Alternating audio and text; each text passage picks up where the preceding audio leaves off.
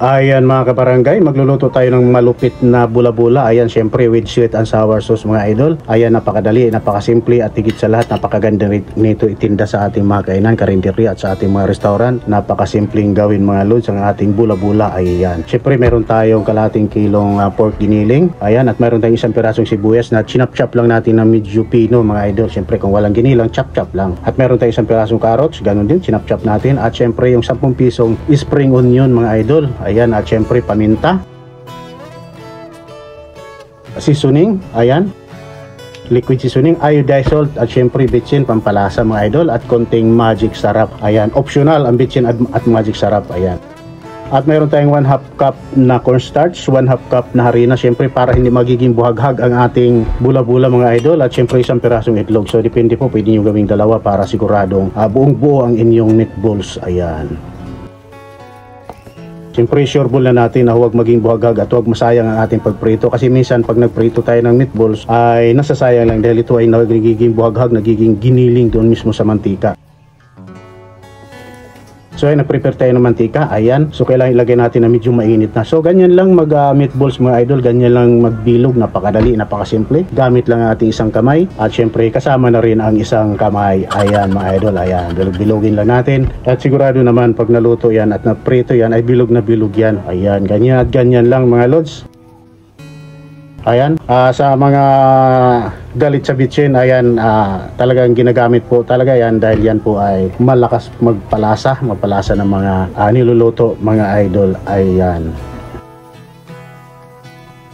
so ayan, medyo lutuin lang natin sa medyo mahinang apoy or medium heat mga idol. So bago natin tanggalin sa mantika, mas maigi kung medyo lakasan natin ang ating apoy para maiwasan natin kumapit yung mantika sa ating meatballs. Ayan, so diskartihan na lang idol.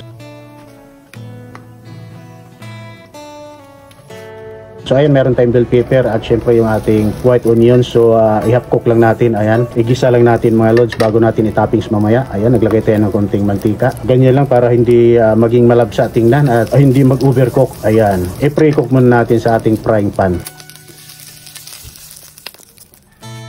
So ayan, prepare tayo ng mga 1 cup na tubig. Ayan, at syempre 1 cup na pineapple juice. Ito po ang gagawin nating sweet and sour sauce mga idol, at syempre yung ketchup. Ayan, so kung gusto niyo maglagay ng luya bago pakuluan, pwede po. Ayan, so mayroon tayong suka, mga 1/2 cup na suka. Ayan, ganyan lang mga idol, at hayaan ng pakuluan na medyo matagal ang ating sweet and sour. Mas maganda nga kung may mga gulay-gulay siya, so tsaka na lang natin salain. So mayroon tayong 1/2 cup na asukal. Syempre sweet and sour, natural, medyo manamis-tamis ang ating sweet and sour sauce mga idol para maging masarap. Ayan mga kabarangay. So ayan, hayaan lang natin kumulo ng kumulo.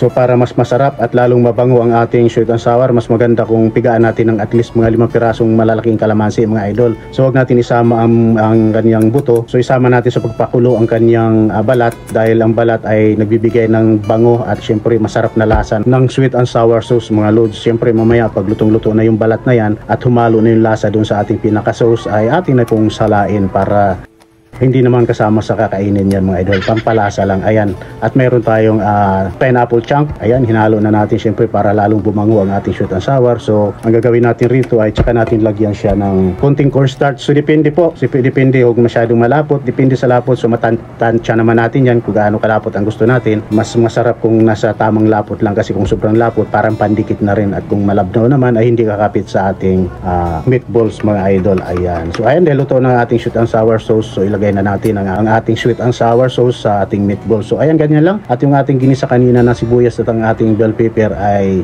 tinapis na natin sa ibabaw, syempre para pampaganda na rin tingnan. Ayan, ganyan lang kasimple mga idol gumawa at magluto ng meatball sweet and sour sauce mga idol, mga kabarangay. Ayan, at shout out sa inyong lahat. Maraming salamat sa inyong suporta, sa walang sawang panunod sa ating munting channel.